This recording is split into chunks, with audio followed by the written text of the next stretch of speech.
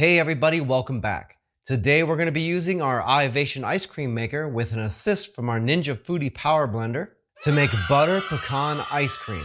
With no refined sugar. So you ready? Let's get into this.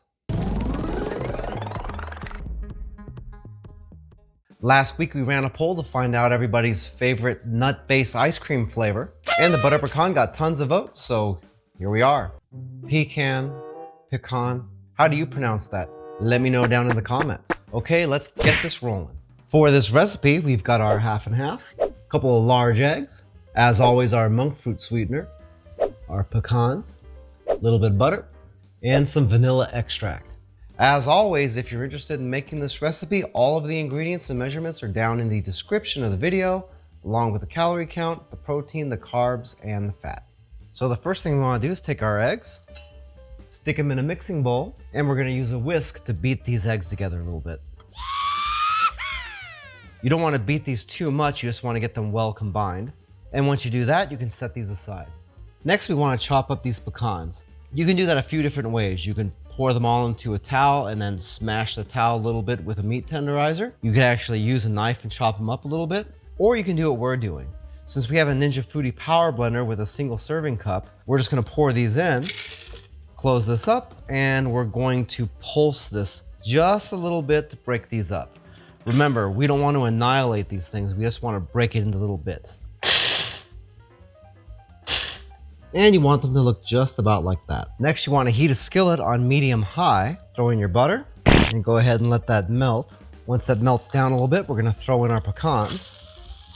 Get them coated really well with the butter. Make sure that gets dispersed evenly. Then you're going to take some of your monk fruit sweetener and just take about a quarter of it and pour it in here.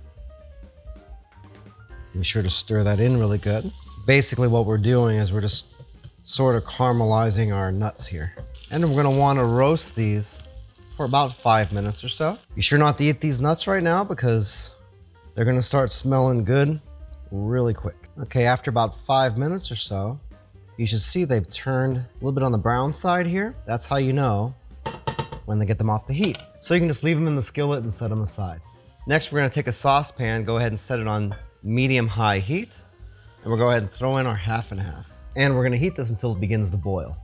Be sure to stir this once in a while, just to make sure it doesn't stick.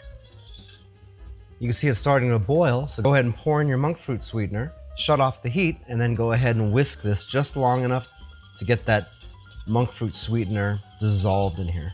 Once you've done that, bring over your eggs, pour in just a little bit of your cream mixture, whisk that in here to combine it with your egg mixture, and then combine that back into the saucepan. Be sure to stir that in really good. Go ahead and pour in your vanilla extract. Whisk that in as well. And then you're going to reheat this on low to medium low to get it up to around 160 degrees. And you're going to be able to tell that this is ready because it's going to leave a nice thick coat on the side of the saucepan when you do this. And it'll also coat the back of this spoon enough to where you'd be able to just draw a line through it and it would just be sticking. Just be sure to stir this constantly because otherwise it's going to stick and burn. And that would suck, so definitely don't want that.